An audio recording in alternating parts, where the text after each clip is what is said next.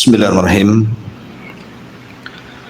Assalamualaikum warahmatullahi wabarakatuh.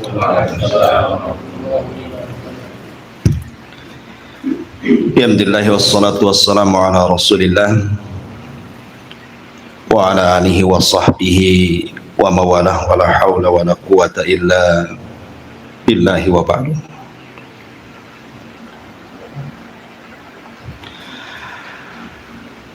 Baik, kita lanjutkan kajian kita, masih membahas tafsir surah Al-A'la. Kita masuk pada ayat ke-6 dan seterusnya. A'udzubillahi minasyaitonirrajim. Bismillahirrahmanirrahim. Sanuqri'uka fala tansa. Sanuqri'uka fala tansa illa ma syaa Allah. Innahu ya'lamul jahra wa ma yakhfa. Kami akan membacakan Al-Quran kepadamu wahai Muhammad sehingga engkau tidak akan lupa, kecuali jika Allah menghendaki. Sungguh Dia mengetahui yang terang dan yang tersembunyi. Apa kameranya?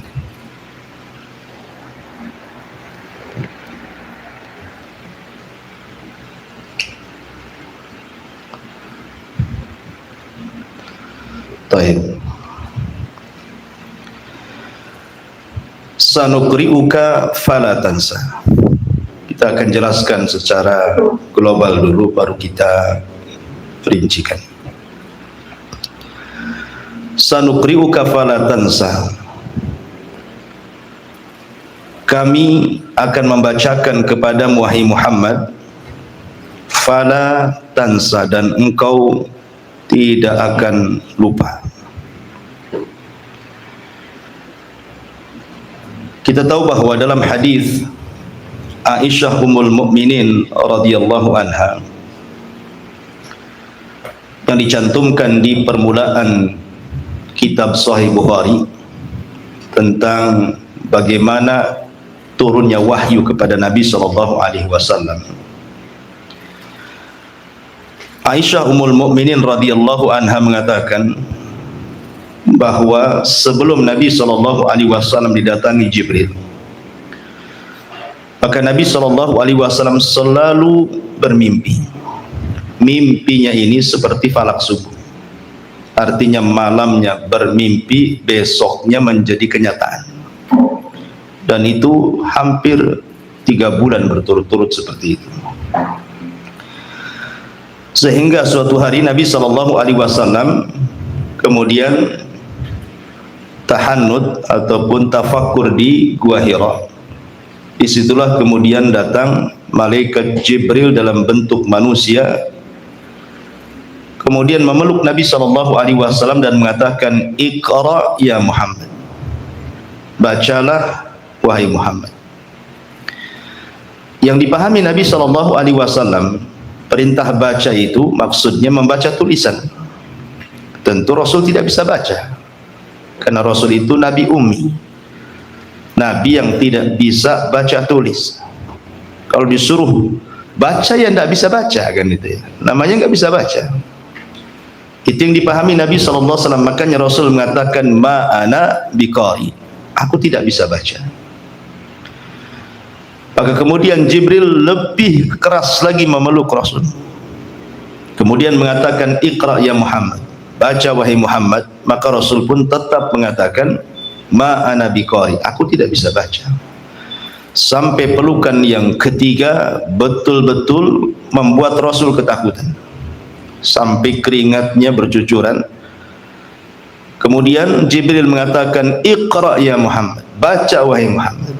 Maka Nabi SAW tetap mengatakan, ma ana biqari. Maka Jibril mengatakan, Iqra bismi rabbikal ladzi khalaq, khalaqal insana min 'alaq, Iqra wa rabbukal akram alladhi 'allama bil qalam 'allamal insana ma lam ya'lam. 5 ayat pertama dalam surah Al-Alaq, resmilah Nabi SAW didaulat menjadi seorang nabi. Yang ingin saya katakan bahwa ketika Jibril menurunkan wahyu di permulaan kepada Nabi SAW, Nabi SAW khawatir kalau seandainya apa yang dibaca Jibril kepada dia itu setiap ayatnya terlupakan. Akhirnya kemudian setiap Jibril membaca satu ayat, Rasul mengikuti bacaannya satu ayat. Pamannya Jibril mengatakan Qul huwallahu ahad, maka Rasul langsung mengatakan Qul huwallahu ahad. Allahu samad, Rasul mengatakan Allahu samad, dan begitu seterusnya. Jadi setiap Jibril membaca satu ayat, Rasul langsung membacanya karena khawatir lupa dan terlewatkan. Maka dari sini kemudian turun ayat la tuharrik bihi lisanaka lita'jala bihi, inna alaina jam'ahu wa qur'ana fa idza qara'nahu fattabi qur'anah thumma inna alaina bayana. Turun surah Al-Qiyamah. Janganlah engkau wahai Muhammad menggerakkan lidahmu untuk membaca Al-Quran karena hendak cepat-cepat menguasainya. Sesungguhnya kami yang akan mengumpulkan Al-Quran itu di dadamu dan membacakannya. Apabila kami telah selesai membacakannya, maka ikutilah bacaan itu. Kemudian sesungguhnya kami yang akan memberikan penjelasan kepadamu. Dari sini maksudnya apa? Karena takutnya Nabi SAW lupa apa yang dibacakan Jibril, akhirnya setiap Jibril baca satu ayat diikuti oleh Nabi. Maka turun ayat, jangan engkau gerakkan lidahmu, dengarkan saja. Kalau Jibril menurunkan wahyu, Rasul disuruh mendengarkan saja, tidak perlu kemudian mengikuti ayat yang dibaca Jibril. Nanti semata-mata mendengarkan ayat itu, Allah Subhanahu wa ta'ala akan letakkan Al-Quran itu di dadamu. Nanti kamu akan hafal sendiri. Itu maksudnya. Dari sini juga apa? Ada syariat tentang mendengarkan Al-Quran. Ya, mendengarkan Al-Quran itu berpahala. Kemudian juga Allah Subhanahu wa ta'ala mengatakan dalam surah Toha ayat 114-nya. Allah mengatakan fata'alallahul malikul haq wa la ta'jal bil qur'ani min qabli an yuqdha ilaika wahyuhu wa qur rabbi zidni ilma. Maha tinggi Allah, Raja yang sebenar-benarnya, dan janganlah engkau wahai Muhammad tergesa-gesa membaca Al-Quran sebelum selesai diwahyukan kepadamu. Sebelum selesai Jibril, jangan ikut baca, dengarkan saja.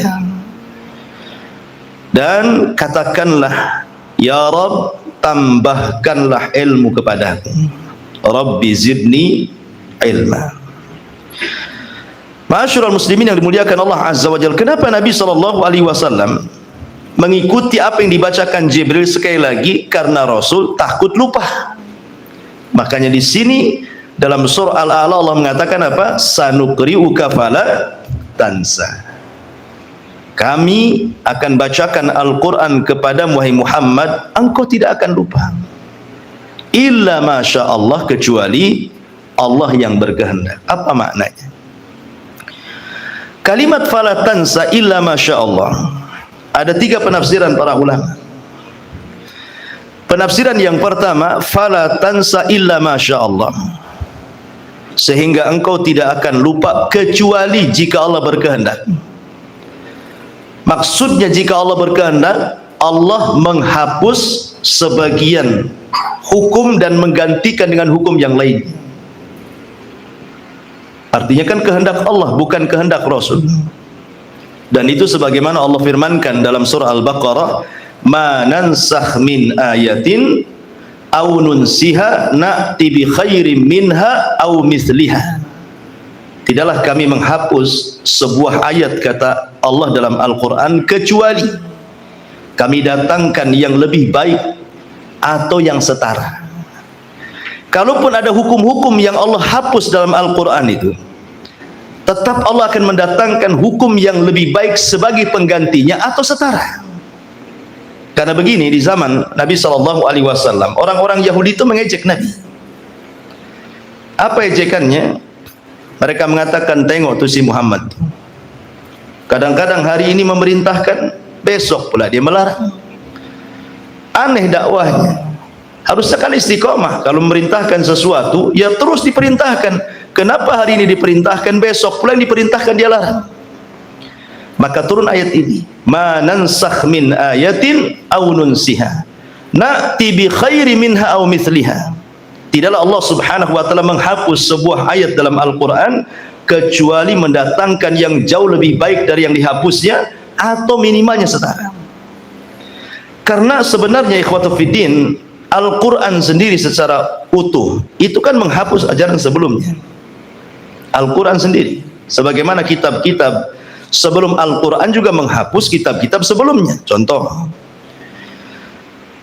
kedatangan Nabi Isa bin Maryam dengan turun kepadanya kitab Injil itu menghapus sebagian hukum-hukum yang ada di Taurat.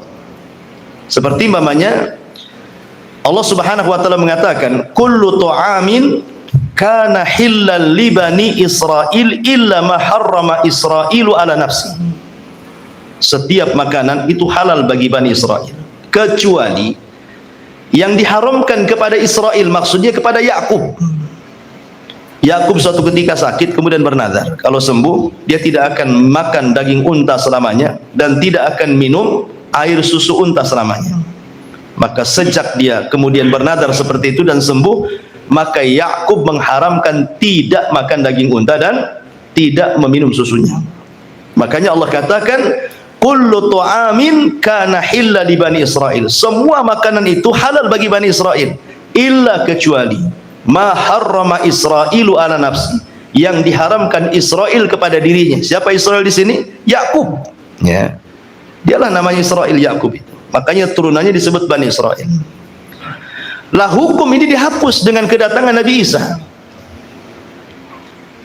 Dengan kedatangan Nabi Isa, dengan turunnya Injil, dihapus bahwa halal memakan unta dan meminum air susunya. Artinya terkadang kitab-kitab setelahnya menghapus kitab-kitab sebelumnya. Begitu juga Al-Quran menghapuskan ajaran-ajaran sebelumnya. Saya contohkan, di zaman Nabi Yakub, Nabi Yakub itu berpoligami dengan seorang wanita namanya Lia dan Rahil. Lia dan Rahil ini saudara kandung. Di zaman itu syariat dibolehkan berpoligami, menggabungkan saudara kandung, tapi dalam Islam tidak boleh. Wa antajma'u bainal ukhtaini, tidak boleh menggabungkan dua saudari dalam berpoligami, kecuali kalau mati salah satunya kemudian turun ranjang mengambil adiknya, tidak masalah. Tapi kalau masih hidup dua-duanya tidak boleh digabung. Tapi dalam syariat dulu kan boleh. Itu contoh, ya. Atau contoh yang lain pamannya. Di zaman dulu harta rampasan perang tidak boleh dimanfaatkan, tidak boleh dimakan. Tetapi dengan datangnya syariat Nabi SAW dihapus tuh. Kata Nabi SAW, wa uhillat liya ghanaim, dihalalkan kepadaku harta rampasan perang yang dahulu tidak dihalalkan bagi mereka. Jadi kalau mereka perang menang, harta rampasan perangnya ya dicampakkan begitu saja, tidak boleh dimanfaatkan. Tetapi dengan kedatangan syariat Rasul dimanfaatkan harta rampasan perang itu. Ya. Atau contoh yang lain, di zaman Nabi Nuh, Nabi Nuh menghalalkan semua binatang yang dimakan. Karena waktu itu memang tidak banyak binatang kan itu ya. Karena selepas banjir bandang tidak ada satupun binatang yang hidup kan, kecuali yang ada di kapalnya itu saja. Makanya Nuh menghalalkan boleh memakan apa saja yang ada di kapalnya. Mau ular, mau harimau, mau buaya darat, mau apa-apa semua ada di situ kan. Artinya dibolehkan semuanya.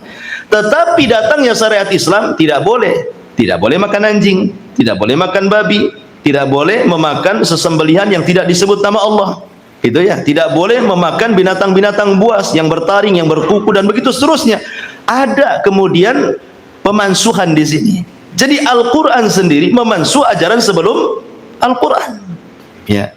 Lah di dalam Al-Quran sendiri terkadang ada ayat yang lain menghapuskan ayat yang lain lagi. Sekali lagi bahwa penghapusan ini karena Allah Subhanahu wa taala hendak mendatangkan hukum terbaik dari yang dihapusnya atau minimalnya setara karena sebuah kemaslahatan yang dikehendaki oleh Allah Subhanahu wa taala. Saya contohkan. Karena penghapusan dalam Al-Qur'an itu ada sifatnya, lafadznya tetap dalam Al-Qur'an tapi hukumnya hilang. Ada yang kemudian lafadznya hilang bersama hukum-hukumnya juga hilang, tidak dicantumkan dalam Al-Qur'an. Atau dari perkara ringan ke perkara berat, atau dari perkara berat ke perkara ringan. Saya contohkan empatnya. Ya. Ada yang sifatnya hukumnya tetap, lafadznya dibaca dalam Al-Quran tapi hukumnya tidak berlaku. Contoh mamanya peperangan. Allah Subhanahu wa taala mengatakan apa? Ishruna sabiruna yaglibuna mi'ataini. Bahwa kalau Anda berjumlah 20 orang, maka harus bisa mengalahkan 200 orang. Berarti 1 lawan 10, ya kan? Dahulu di zaman Rasul di permulaan perang, kalau antum mendapatkan musuh 10 orang tidak boleh lari. Kecuali kalau lebih dari 10 11 umpamanya, boleh lari. Ya. Sebab kalau mendapatkan 10 musuh Anda lari, berarti ini masuk dalam kategori lari dari peperangan, dosa besar. Tidak boleh. Jadi itu permulaan syariat jihad, 1 lawan 10. Berarti kalau lebih daripada 10 boleh lari, gitu maksudnya. Kalau 10 berarti tak boleh lari. Tetapi Allah tahu karena hal itu berat bagi kaum muslimin, akhirnya Allah hapus al-ana khaffafallahu ankum wa alima anna fikum dha'fa. Sekarang paham, Allah Subhanahu wa taala paham kalian lemah, sehingga Allah Subhanahu wa taala hapus hukum itu menjadi apa? Mi'atun yaglibu mi'ataini, 100 mengalahkan 200. Artinya hukum yang 1 lawan 10 dihapus menjadi 1 lawan 2. Paham ya?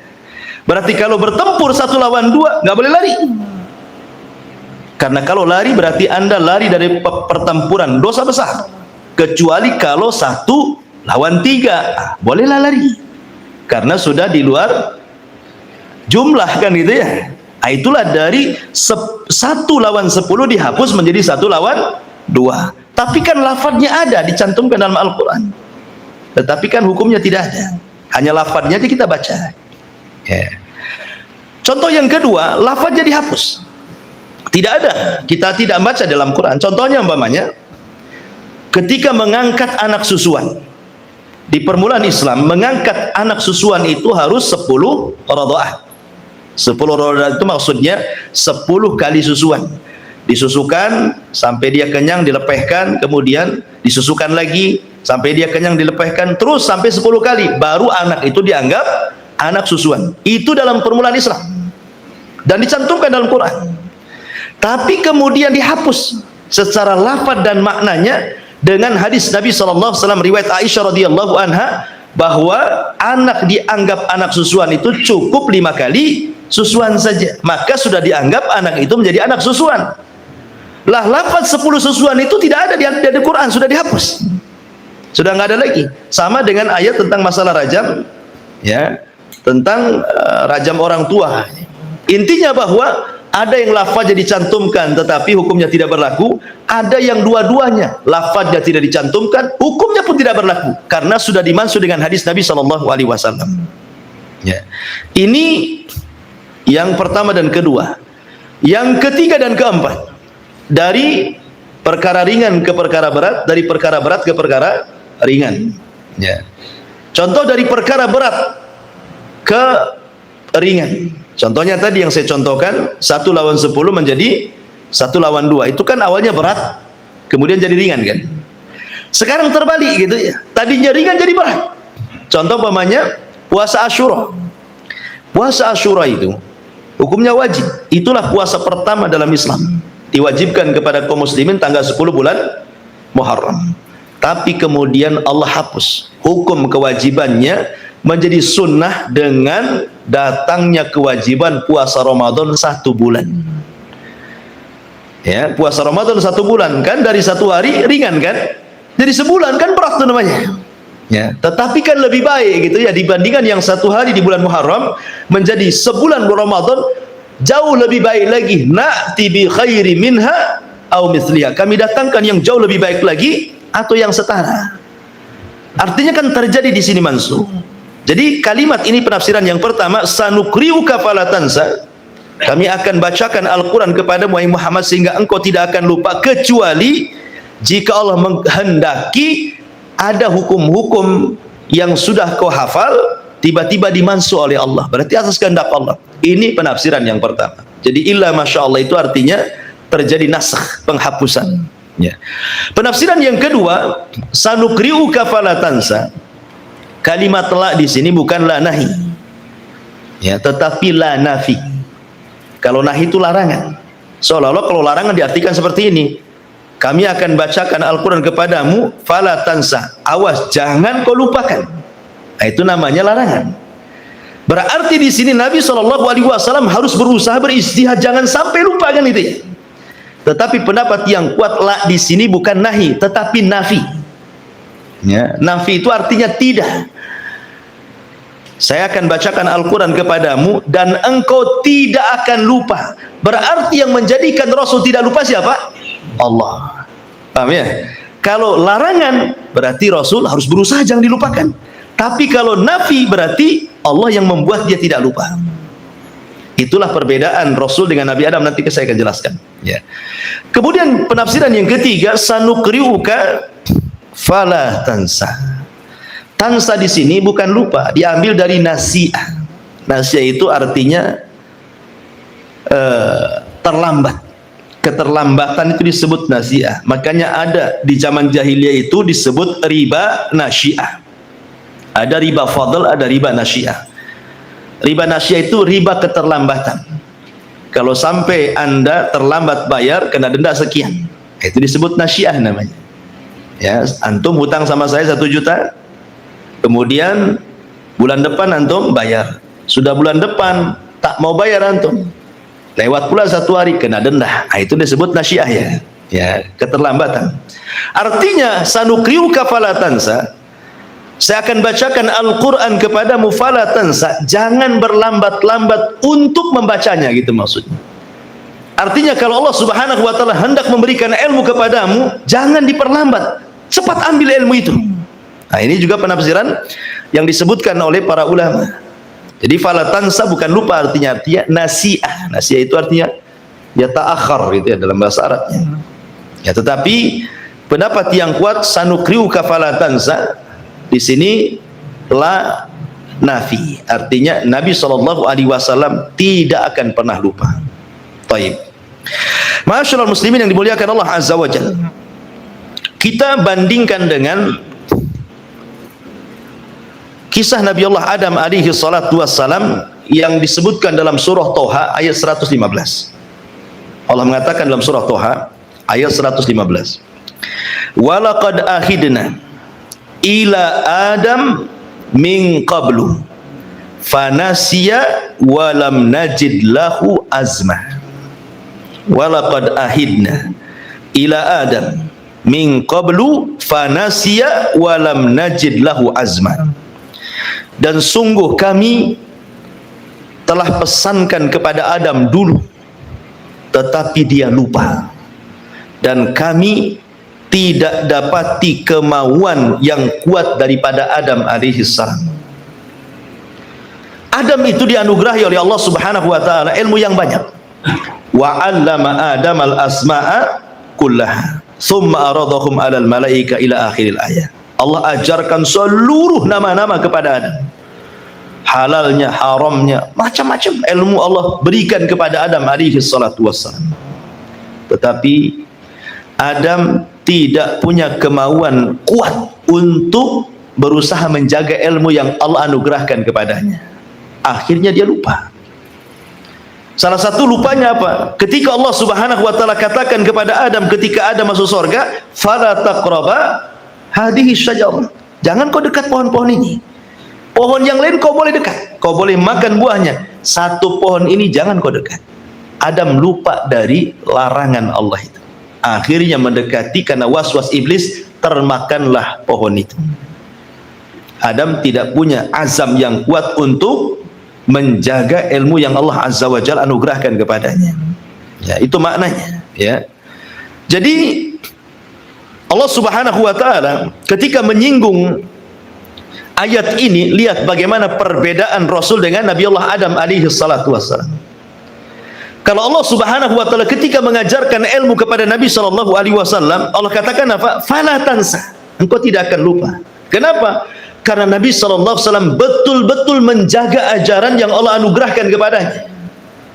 Ada azm, makanya Rasul masuk pada kategori ulul azmi karena punya azm. Azam itu artinya kemauan kuat. Makanya Nabi SAW dianugerahkan ilmu yang tidak akan pernah lupa. Ya. Tetapi Adam terbalik, dia tidak punya azam, makanya Adam tidak masuk dalam kategori ulul azmi. Ulul azmi kan dimulai dari Nuh, Ibrahim, Musa, Isa, Muhammad, cuma 5. Ya. Dari mana kita tahu bahwa Adam tidak memiliki azam untuk menjaga ilmu yang Allah anugerahkan? Dari ayat ini yang kita baca ini, surah Toha ayat 115 kan, walaqad ahidna ila adam min qablu fanasya walam najid lahu azma. Kalimat azma di sini dari ulul azmi, ya kan? Artinya azma itu kemauan yang kuat. Dan sungguh telah kami pesankan kepada Adam dulu tentang berbagai macam ilmu yang Allah anugerahkan, tetapi dia lupa. Kenapa? Karena Adam tidak punya kemauan kuat untuk menjaga ilmu Allah Subhanahu wa taala. Inilah perbedaan Rasul dengan Nabi Allah Adam alaihi salatu wassalam. Ya. Dari sini ada kaidah ikhwatu fiddin, muliakan Allah Subhanahu wa taala, dari kalimat walam najid lahu azma, bahwa ilmu itu bisa diraih dengan azam, dengan kemauan kuat. Kalau antum tidak punya kemauan kuat untuk belajar, selamanya ilmu tidak akan antum dapat. Saya contohkan.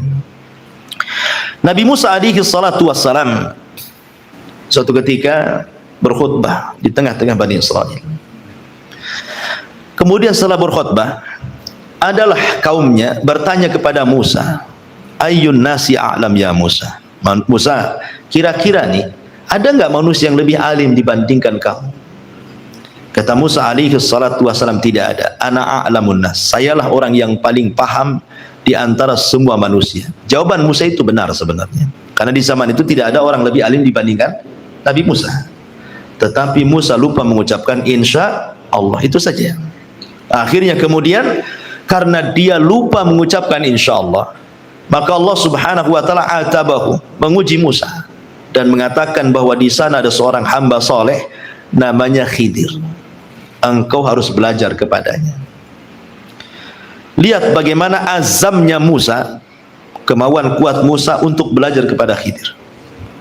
Allah Subhanahu wa taala gambarkan dalam surah Al-Kahfi ayat 60.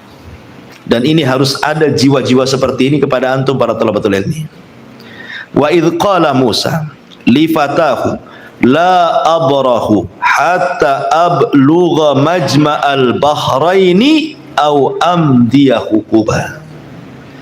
Dan ingatlah ketika Musa berkata kepada muridnya, siapa? Yusha ibn Nun, aku tidak akan berhenti berjalan sebelum sampai ke tempat pertemuan dua air lautan, atau aku akan berjalan tanpa berhenti bertahun-tahun sampai berjumpa dengan Khidir. Coba, ada orang yang punya azam seperti Musa, luar biasa kan itu. Inilah yang kemudian harus ditanamkan kepada setiap talabatul ilmi, punya azam. Musa ketika ingin belajar kepada Khidir, azamnya kuat sampai dia mengatakan, aku tidak akan berhenti, aku akan terus berjalan sampai ketemu itu, ya, dua pertemuan air lautan itu. Karena Allah Subhanahu wa taala tidak menyebutkan alamatnya, itu yang masalahnya. Kalau jelas alamatnya Taman Raya Blok sekian kan enak tuh. Ini dua pertemuan air lautan di mana kan itu? Nah, akhirnya harus keliling-keliling lah kan itu, mencari informasi. Dan kalau sampai tidak ketemu, kata Musa, saya akan terus berjalan bertahun-tahun sampai ketemu. Nah, itu namanya azam. Ya, itu namanya azam yang kuat yang dilahirkan Musa, dan itu percontohan kepada setiap para talabatul ilmi.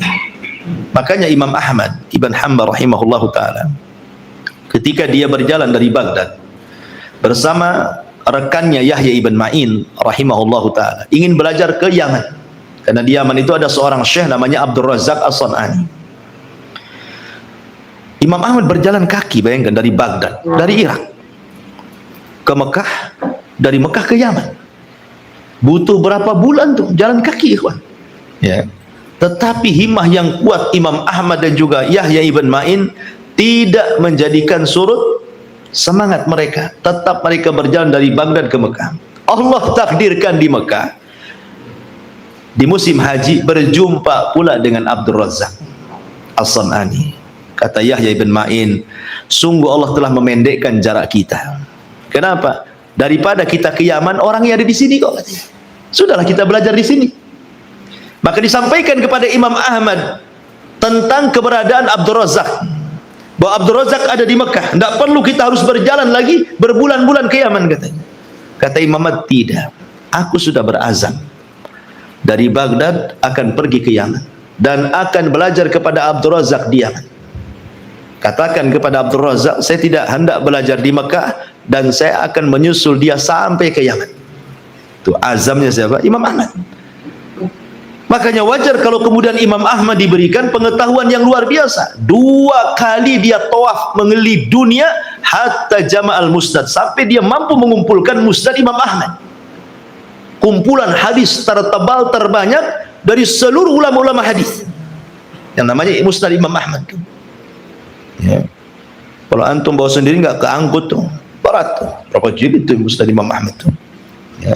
Karena 2 kali keliling dunia hanya untuk mengumpulkan hadis Nabi Shallallahu Alaihi Wasallam. Kenapa sampai kok mereka itu sampai seperti itu ya? Kok bisa gitu? Karena punya azam, punya kemauan kuat. Kalau tidak punya kemampuan kuat, jangan cerita Imam Ahmad dari Baghdad ke Mekah, dari Mekah ke Yaman, dari Taman Raya blok sekian ke blok segini. Hanya beda gang saja umpamanya kan. Kalau nggak ada kemampuan, nggak akan bergerak antum ke sini. Padahal antum sudah kerja, motor pun ada, kendaraan pun ada, tak sakit, artinya nikmat sehat ada, luang waktu pun ada. Tapi karena tidak punya kemauan kuat untuk datang di majelis ta'lim, tidak pun datang. Ya kan? Makanya kemauan kuat itulah yang menjadikan orang melangkahkan kaki untuk talabul ilmi. Dan itu yang kemudian dilakukan oleh para ulama dari zaman ke zaman. Sampai-sampai Imam Syafi'i rahimahullah ta'ala mengatakan, akhi lan tanalal ilma illa bisittatin sa'umbika an tafsiliha bibayanin. Kata Imam Syafi'i, saudaraku, kalian tidak akan dapat ilmu kecuali dengan 6 perkara. Saya akan jelaskan secara ringkas, kata Imam Syafi'i. Apa kata Imam Syafi'i? Dzakaun wa hirsun wa ijtihadun wa bulghatun wa suhbatu ustadin wa tulu zamanin. Kata Imam Syafi'i rahimahullah, kalau anda ingin dapat ilmu, lakukan 6 perkara. Dzaka, siapkan kecerdasan. Hirsun, siapkan semangat. Ijtihadun, siapkan kesungguhan. Bulghatun, siapkan dana. Suhbatu ustadin, siap berkawan dengan ustad walaupun ustadnya galak. Ya. Kemudian yang terakhir, tulus zaman. Belajar tidak bisa instan, harus panjang waktunya. Kalau 6 perkara kata Imam Syafi'i anda miliki, maka sara alima, engkau akan menjadi orang alim. Ya. Saya ulangi, kecerdasan, semangat, kesungguhan, modal, ada ustadznya, kemudian lamanya waktu. Dapatlah antum ilmu. Dari kata-kata Imam Syafi'i ada kalimat apa? Hirsun. Hirsun itu artinya azam yang kuat, semangat yang kuat. Sebab kalau tidak punya semangat, nggak akan bisa. Jangan lagi cerita agama, cerita dunia saja. Kalau nggak semangat, pemalas itu nggak akan diraih. Apalah yang dilakukan pemalas itu? Ya tidur, duduk, temenung, itulah pemalas. Dunia saja nggak akan dicapai dia gitu, apalagi akhirat gitu ya. Makanya saya contohkan di beberapa kisah ulama salaf ya, untuk menarik kita supaya kita semangat belajar. Jadi ada seorang sahabat Nabi Shallallahu Alaihi Wasallam, namanya Jabir ibn Abdullah radhiyallahu an. Jabir bin Abdullah radhiyallahu an ini mendengar satu hadis, yuhsarun nas yaumal qiyamah khufatan uratan ghurlan buhman. Hari kiamat nanti manusia akan dikumpulkan dalam posisi tidak dihitan, tidak pakai sandal, tidak berpakaian, bahkan tidak membawa harta di badan. Jabir ini mendengar hadis ini di Madinah. Masalahnya, orang yang menyampaikan hadis ini tidak mendengar langsung dari Nabi, ya, tetapi mendengar dari sahabat yang lain, dan sahabat yang lain itulah baru mendengar dari Nabi. Jadi Jabir kurang puas, bukan tidak yakin itu hadis dari Nabi, karena tidak mungkin para sahabat itu dusta. Semua sahabat itu udul, adil, ya. Makanya para ulama muhaddisin itu kalau memeriksa rawi itu sampai tabiin saja. Ketika sampai sahabat, diam semuanya. Enggak ada yang berani mengatakan ini thiqah, ini dhaif, enggak berani, ya. Kalau tabiin masih berani. Ya, kenapa? Karena tidak mungkin sahabat berdusta. Makanya ulama para muhaddisin ketika meneliti rawi-rawi hadis sampai di tabiin saja, tidak sampai ke sahabat, ya. Karena sahabat semuanya udul bi ta'dilillahi war rasul. Tentu karena ada rekomendasi Allah dan Rasulnya. Yang ingin saya katakan, Jabir tidak puas. Kemudian ditanya kepada orang yang menyampaikan hadis ini, kau dapat hadis dari mana? Maka orang ini mengatakan, saya mendengar dari seorang laki-laki yang sekarang tinggal di Syam, namanya Abdullah ibn Unais. Abdullah ibn Unais itu ada di Syam, ya. Akhirnya Jabir bin Abdullah radhiyallahu anhu menyiapkan perbekalan yang cukup dengan unta yang kuat, berjalan dia dari kota Madinah ke Syam, ingin mencari orang namanya Abdullah ibn Unais, hanya untuk memastikan apakah engkau mendengar langsung dari Nabi. Itu saja. Pada hadisnya sudah dihafal dia, sudah dapat pun dia dari seorang sahabat yang ada di kota Madinah. Masalahnya sahabat ini tidak mendengar langsung dari Nabi kecuali dari seorang sahabat namanya Abdullah ibn Unais yang ada di Syam. Subhanallah, dia habiskan duit dulu untuk membeli unta yang bagus, perbekalan yang banyak, entah berapa ratus juta mungkin uang kita. Berjalanlah dia dari Madinah sampai ke Syam, ya, perjalanan 1 bulan tuh. Sampai di Syam dia cari namanya Abdullah ibn Unais. Allah takdirkan ketemu. Setelah ketemu dia hanya nanya, apakah engkau mendengar hadis ini dari Nabi? Kata Abdullah ibn Unais, iya. Pulang lagi dia ke Madinah. Hanya itu saja, coba ya, ya. Memastikan hadis, ya. Karena di zaman itu mereka ingin mendapatkan sanad yang ali, bukan sanad yang nazil. Sanad yang ali itu maksudnya yang lebih dekat kepada Nabi. Hanya ingin mendapatkan sanad tinggi saja. Ibaratnya umpamanya antum mendengar dari saya, kemudian antum ceritakan kepada orang. Orang ini ceritakan lagi kepada orang. Ya, orang yang keempat ini, malas, saya ingin langsung ke muridnya Abu Mero yang ikut ngaji. Supaya makin mantap. Itu namanya sanad ali, lebih dekat dengan guru. Lah mereka berbangga dengan sanad ali di zaman itu. Sampai seperti itulah bagaimana Jabir bin Abdullah meletakkan azam talabul ilmi itu hanya untuk memastikan kau dengar tidak dari Nabi. Cukup sampai di situ saja. Ya, wajar ilmu zaman itu dihargai. Ulama juga dihargai di zaman itu. Zaman sekarang mana ada, ya kan? Ustadznya sudah tidak dihargai, ilmunya pun tidak dihargai, ya, kecuali orang-orang yang dirahmati Allah Subhanahu wa taala. Baik, ini satu kisah. Kemudian kisah yang kedua, ketika masuk Islamnya siapa? Abu Dzar Al-Ghifari. Abu Dzar Al-Ghifari terkenal ketua geng, penjahat juga dulunya, ya, seorang perampok juga Abu Dzar Al-Ghifari. Dia mendengar bahwa ada seorang yang ngaku Nabi di Mekah. Penasaran dia. Dia itu saudaranya namanya Unais juga. Ya Unais, keluar engkau ke Mekah.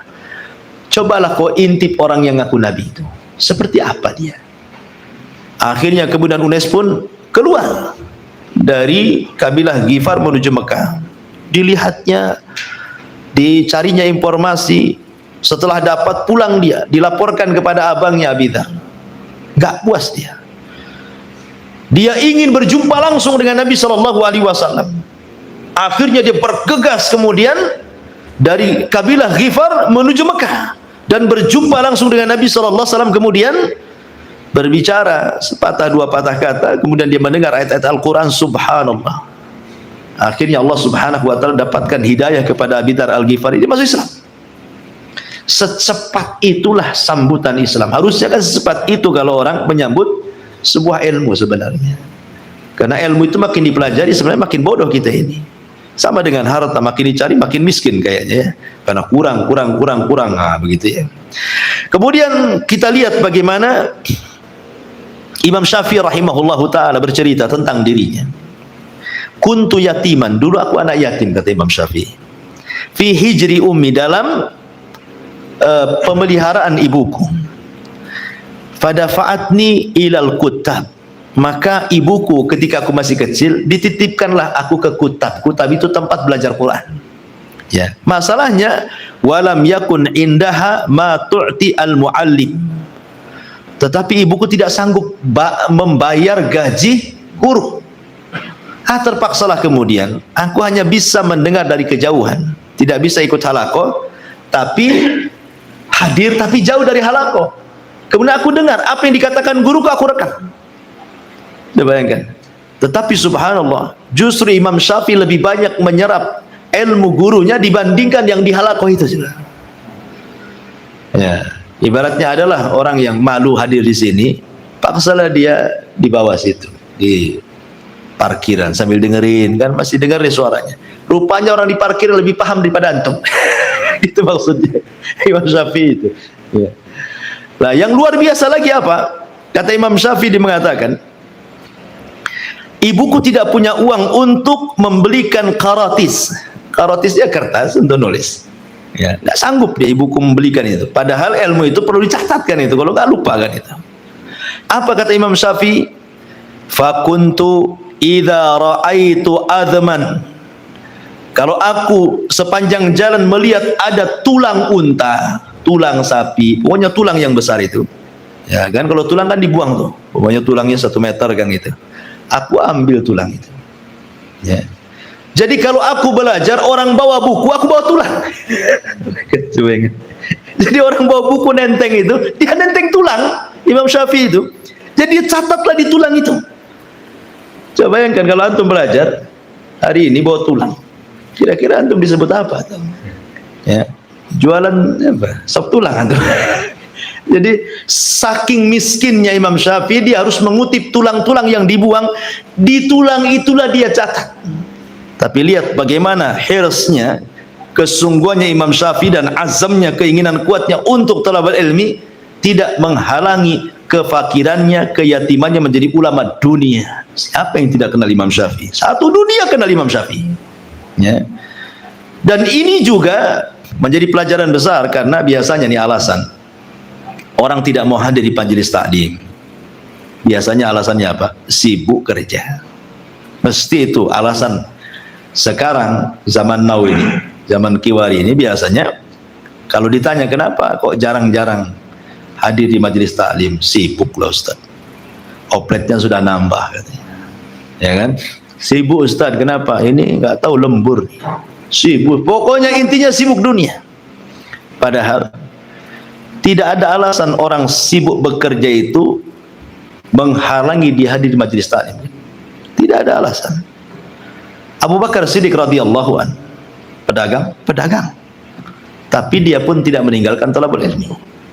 Abdurrahman bin Auf pedagang juga. Kemudian Utsman bin Affan pedagang juga. Banyak para sahabat lo pedagang. Tetapi mereka tidak pernah meninggalkan majelis taklim. Ya waktunya dagang-dagang. Tapi ada waktu khusus yang digunakan untuk hadir di majelis Nabi sallallahu alaihi wasallam. Supaya apa coba? Terkontrol kehidupannya. Sebab orang yang keluar daripada majelis taklim sudah tidak lagi bergairah untuk belajar, maka persis seperti yang diucapkan Handalah ghasilul malaika. Apa Handalah? Mengatakan, ya Rasulullah, kalau aku hadir di majelis taklimmu, kau bercerita surga, kayaknya surga ada di mataku katanya. Kalau kau cerita neraka, neraka rasanya di mataku juga. Tapi kalau aku sudah pulang sibuk dengan keluargaku, rasanya surga neraka itu dongeng katanya. Hanya nyanyian saja, dongengan saja. Apa saya ini munafik wahai Rasul? Maka Rasul hanya mengatakan, walakin Handalah sa'atan. Kalau kau ingin terhindar dari sifat itu, maka bagilah waktumu sa'atan. Satu waktu gunakan untuk bekerja, satu waktu juga hadirlah di majelis taklim, gitu maksudnya. Ya. Ada waktu untuk bekerja, ya gunakan untuk bekerja. Tapi ada waktu juga untuk belajar, gitu maksudnya. Karena hadir di majelis taklim itu akan berbeda suasananya dengan antum belajar lewat YouTube. Antum belajar bisa saja lewat YouTube kan, antum bisa sambil nyetir, bisa sambil macam-macam lah bisa, tetapi nuansanya akan berbeda. Karena kalau hadir di majelis taklim itu dengan hanya sekedar antum datang duduk kemudian pergi saja, apa kata Rasul? Qumu maghfuran lakum qad buddilat sayyi'atikumul hasanat. Berdirilah, bubarlah kalian, Allah sudah ampuni dosa-dosa kalian, keburukan kalian sudah hilang dan sudah digantikan dengan kebaikan. Itu hanya sekedar datang duduk kemudian pergi, ya. Ngantuk Ustaz? Ngantuk tak apalah, penting duduk. Awalnya ngantuk, apa-apa Ustaz, kan yang tidur mata, telinga itu tak tidur katanya. Ya, padahal mata, telinga, tenggorokan itu jadi satu, THT itu. Biasanya kompak gitu kan gitu. Masyaallah muslimin yang dimuliakan Allah Subhanahu wa taala. Saya contohkan Abu Hanifah, ikhwan. Abu Hanifah itu pengusaha. Pengusaha Abu Hanifah itu disebutkan dia punya itu lahu darun kabiratun li amalil hur. Dia itu punya pabrik kain sutra. Pokoknya pekerjanya banyak, ratusan Abu Hanifah itu. Orang kaya, punya pabrik sutra dan usaha-usaha yang lainnya, tetapi tidak menjaga Abu Hanifah untuk menjadi ulama besar. Rata-rata ulama itu kaya-kaya kok, seperti Abdullah ibn Mubarak, itu kaya raya. Seandainya kekayaannya dibagi-bagi kepada penduduk Irak, itu sepertiga penduduk Irak cukup tuh dengan kekayaan dia. Tapi dia menjadi ulama besar. Kemudian siapa lagi? Sufyan Ats-Tsauri. Sufyan Ats-Tsauri kaya, padahal dia ulama tabi'in itu, pencetus madhab Tsauri, tetapi madhabnya hilang dimakan zaman. Dia lebih dulu daripada Syafi'i, Maliki, Hambali, dia lebih dulu lagi kan gitu. Tapi karena tidak ada yang menyebarkan madhabnya, hilang. Sufyan Ats-Tsauri itu orang kaya, sampai-sampai ada yang nyeletuk kepada Sufyan Ats-Tsauri, ya Imam, engkau ini selalu menasihati kami untuk zuhud, engkau sendiri kaya raya. Disangkanya orang zuhud harus miskin, gitu maksudnya. Kata Tsauri mengatakan, engkau salah paham dalam makna zuhud. Zuhud itu meletakkan kekayaan di tangan, bukan dalam hati. Itulah zuhud katanya. Sehingga orang zuhud itu boleh kaya, boleh miskin. Yang jelas tidak meletakkan kekayaan dalam hati. Kenapa harus aku kaya, kata Sufyan Ats-Tsauri, likaila atamandalu alal muluk, supaya aku tidak menjadi para penjilat penguasa katanya. Kalau aku kaya, aku bisa mengkritik penguasa kapanpun, ya, dengan bahasa apapun aku bisa mengatakan yang hak-hak, yang batil-batil. Tapi kalau aku menjilat pemerintah, aku tidak bisa mengkritik mereka katanya, karena aku tertanam budi mereka kepadaku kan. Makanya aku harus kaya, kata Sufyan Ats-Tsauri. Artinya lihat, para ulama juga banyak yang kaya, walaupun kebanyakan mereka adalah fuqara. Jadi tidak ada alasan kemudian karena sibuk bekerja sama sekali meninggalkan kajian itu. Ya, walaupun tidak bisa seminggu sekali, ambillah sebulan sekali. Jangan pula 3 tahun sekali, nggak kenal antum nanti, ya. Baik, ma'asyiral muslimin yang dimuliakan Allah Azza wa Jalla. Intinya bahwa kalimat di sini, sanukri'uka fala tansa illa masya Allah innahu ya'lamul jahra wa ma yakhfa. Kami akan bacakan Al-Qur'an kepada Muhammad sehingga engkau tidak akan lupa. Artinya Nabi SAW diberikan kemampuan oleh Allah, dia tidak akan lupa apapun yang diajarkan Allah kepadanya, kecuali kalau memang Allah berkehendak, ya. Karena yang membuat dia tidak lupa adalah Allah Subhanahu wa ta'ala. Beda dengan Nabi Adam. Sekali lagi, Nabi Adam tidak ada jaminan dia tidak lupa. Rupanya Nabi Adam lupa. Buktinya apa? Memakan buah larangan. Atau buktinya ketika umpamanya cerita tentang kisah diusapnya Nabi Adam punggungnya, kemudian dia melihat ada satu keturunannya bercahaya di dahinya. Kemudian Adam bertanya, itu siapa tuh? Itu umatmu ya Adam. Kata Adam, siapa namanya? Dawud alaihi salam. Berapa usianya? Oh, 60 tahun. Kasihan sedikit, kasihan sekali, kok sedikit usianya, ku tambahkanlah 40 tahun untuk dia. Genapkan dia 100. Adam itu ditakdirkan 1000 tahun usianya. Tapi karena sudah dikurangi 40 tahun diberikan kepada Daud, sehingga sisanya hanya 960 tahun saja. Ketika sudah sampai usianya 950 tahun, malaikat datang. Ya Adam, waktu kematianmu sudah sampai. Kata Adam, belum, kan masih ada 40 tahun. Kata malaikat, lah dulu kan kau sudah kasih sama Daud, itu umatmu. Kata Adam, enggak, Ya, lupa Adam. Ya. Makanya turunannya disebut insan. Insan itu diambil dari nisyan. Nisyan itu artinya lupa. Karena bapak kita pernah lupa, maka keturunannya juga pelupa. Sampai pinjam duit tuh mau bayar lupa dia. Ya. Tak bayar, afan lupa. Besoknya lagi lupa kan itu. Lama-lama hilang. Bukan lagi hilang otaknya kan, hilang orangnya. Ma'asyiral muslimin yang dimuliakan Allah Subhanahu wa taala. Intinya bahwa itulah keutamaan Nabi sallallahu alaihi wasallam. Kita tidak hendak membanding-bandingkan Rasul dengan Adam, tidak. Tetapi kalau seandainya kemudian kita mau membandingkan posisi Nabi dengan Adam alaihi salatu wasallam, maka Rasul jauh lebih unggul dibandingkan Adam. Ketika malaikat sujud kepada Adam, kemudian Allah unggulkan Rasul dari Adam, secara otomatis berarti Rasul lebih unggul dibandingkan para malaikat. Itu maksudnya ya. Ya. Taib sanukriuka fala tansa illa masya Allah. Innahu ya'lamul jahra wa ma yakhfa. Sungguh dia mengetahui yang terang dan yang tersembunyi. Allah itu maha tahu yang telah terjadi, yang sedang terjadi, yang akan terjadi, bahkan sesuatu yang mustahil terjadi, kalau terjadi Allah tahu. Apa maksudnya? Mungkin yang telah terjadi antum paham, yang sedang terjadi antum paham, yang akan terjadi antum paham. Yang keempat ini, sesuatu yang mustahil terjadi, kalau terjadi Allah tahu. Contohnya gimana? Contohnya firman Allah Subhanahu wa taala, ya, lau radduhu la'adu lima nuhu anhu. Seandainya Allah mengembalikan orang-orang kafir yang masuk neraka itu ke dunia, niscaya mereka akan kafir lagi. Ya. Orang yang sudah masuk neraka, mustahil dia ke dunia? Mustahil. Dunia aja sudah hancur. Semana dibalikan lagi ke dunia? Tetapi kalau seandainya dibuatlah mungkin, ya kan?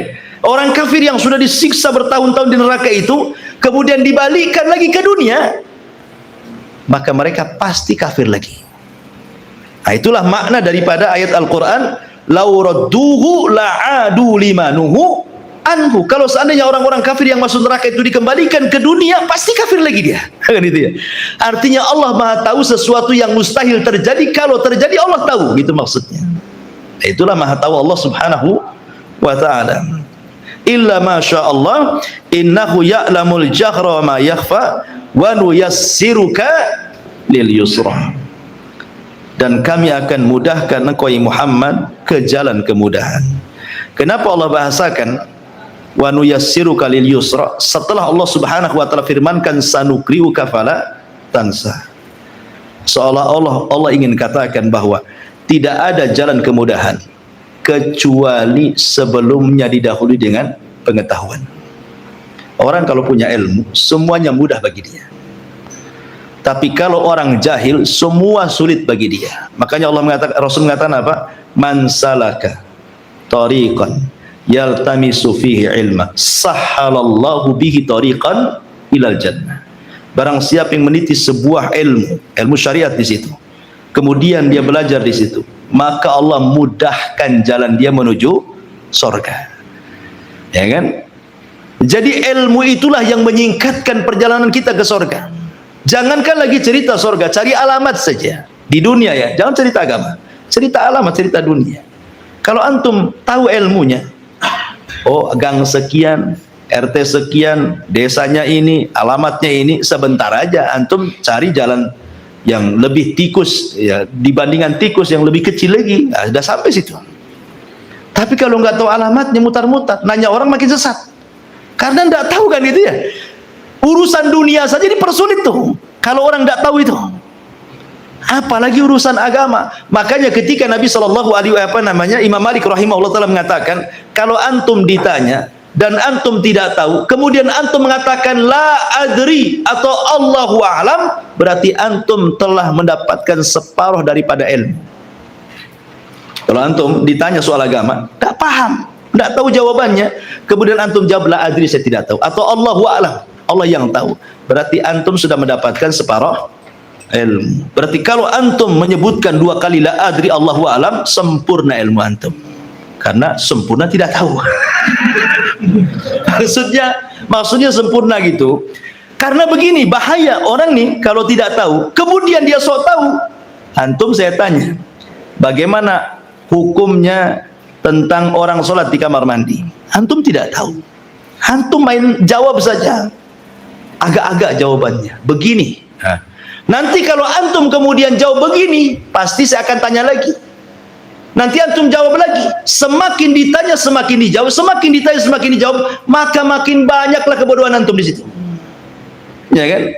Orang kalau menjawab, pasti orang penasaran. Nanti dijawab lagi. Penasaran lagi, tanya lagi, dijawab lagi. Berarti jawaban-jawaban itu akan makin jauh dari kebenaran.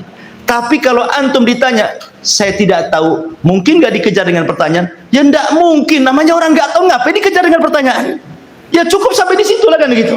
Tapi kalau antum sok tahu, pasti dikejar dengan pertanyaan. Setiap dikejar, antum jawab lagi, antum jawab lagi, antum jawab lagi. Nampaklah bodohnya. Ya, paham ya? Makanya di sini Allah mengatakan sanukriuka fala tansa. Baru Allah mengatakan wa nuyassiruka lil yusra. Jadi kemudahan itu setelah adanya pengetahuan. Kalau kita tahu ilmu salat, mudah kita salat. Kita tahu ilmu puasa, mudah kita puasa. Kita tahu ilmu zakat, mudah kita zakat, dan begitu seterusnya. Ilmu dunia juga sama. Antum punya ilmu bengkel, mudah antum buat bengkel. Antum punya ilmu bangunan, antum mudah buat rumah, dan begitu seterusnya. Jadi ilmu itu memudahkan perkara yang sulit. Ketika seseorang dalam kondisi sulit, apa yang dilakukan Nabi? Kata Nabi Aisyah radhiyallahu mengatakan, kana Nabi SAW idza hajabahu amrun fazi'a ila shalah. Nabi SAW kalau tertimpa masalah besar, tidak bisa keluar dari masalah itu, apa yang terjadi? Dia langsung sholat. Karena tahu ilmunya bahwa sholat itu membawa ketenangan. Sebagaimana Rasul mengatakan kepada Bilal, ya Bilal hayya nastari bis shalah. Wahai Bilal, yuk kita istirahat dengan salat. Wallahu a'lam, saya kira cukup ya. 3 ayat saja. Insyaallah kita lanjutkan di lain kesempatan. Subhanakallahumma bihamdika asyhadu an la ilaha illa anta astaghfiruka wa atubu ilaik. Allahu taala a'lam. Assalamualaikum warahmatullahi wabarakatuh.